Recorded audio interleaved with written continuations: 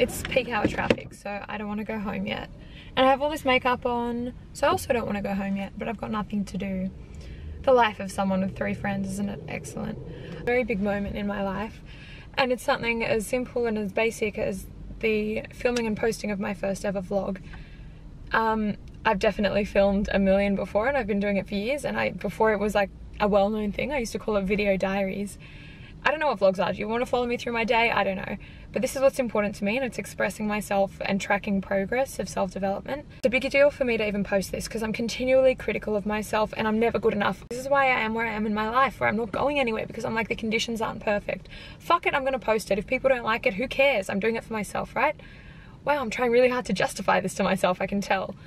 So it begins in my car, because at this point in my life, this is the only privacy I get. My car. This week I'm moving out of home, and it's super exciting. Not even like, I don't get excited very easily. I'm not like, oh my god, we're gonna do this. But it's more like, it's such a long time coming. I don't exactly want to reveal my age, but let's just say I'm well and truly old enough to move out of home regardless of circumstance. But my circumstances are absolutely ridiculous, and I've just been desensitized to them. I'm possibly in my mid-20s and have never had my own bedroom before. And I just feel like now that this is changing, I'm gonna have the ability to do vlogs and record myself and focus even. I want to wake up and sit at a desk and get work done, and I can't because of my environment. It's not just sharing a room, it's the mental state of someone in particular who I live with that really affects not only herself but everyone. Porter, and her mentality isn't exactly easy to live with a lot of things. She's very controlling, she's very critical. I share a bedroom and I have my whole entire life with 2 other people for most of it. So the last 4 years or so has been good, only having 1 roommate. But it's just ridiculous. I need my space. I need to be able to concentrate. I don't want to wake up to people yelling or someone putting on makeup, which I greatly disapprove of. So I'm triggered when I wake up. And you know, where I'm living, okay, I don't like the idea of moving with strangers, and I was like, oh, it has to be wooden floors and a big mirror and a built-in, and I was like, hold on, how have I come from the worst of the worst and I've got these high standards?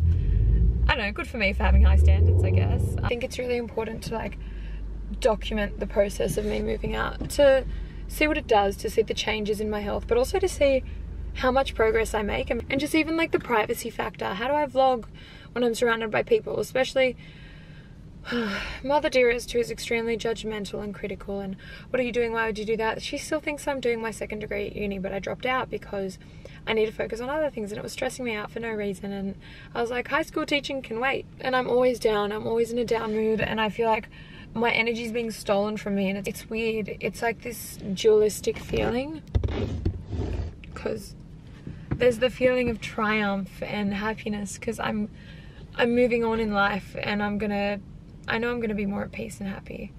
And there's the feeling of guilt because I'm leaving them behind. I'm not fixing the situation, I'm leaving it in its horrible state and just going and doing my own thing. And I feel like that's not right, but there comes a point where you have to start looking after yourself, and me being there is not improving it. But then I feel like, I don't know, honestly that's just shit feeling. And when I planned my life, when I was growing up, I thought I'm gonna do so well by the age of 21 I'm older than that. By the age of 21 I'll be a millionaire, and I'll have a nice clean house to give my family, and I'll say to them, it's mine, so you can't fuck it up with your hoarding, you can have 1 room. And instead of doing that and taking them up and out with me into a better life, I'm leaving them behind, I feel like. But it's like, what can I do at this point? I'm never going to be able to reach that level of success if I'm continually being like inhibited by that environment. And it doesn't feel good hearing yelling all the time. Maybe some people can handle it, maybe I'm just weak, I don't know. Like, why am I'm trying to justify it to myself, moving out of home. For a lot of other people it's just like a normal thing, and for me it's guilty. Today's the day. Let me tell you real quick how I feel. I feel sick, I feel unwell, I feel tired.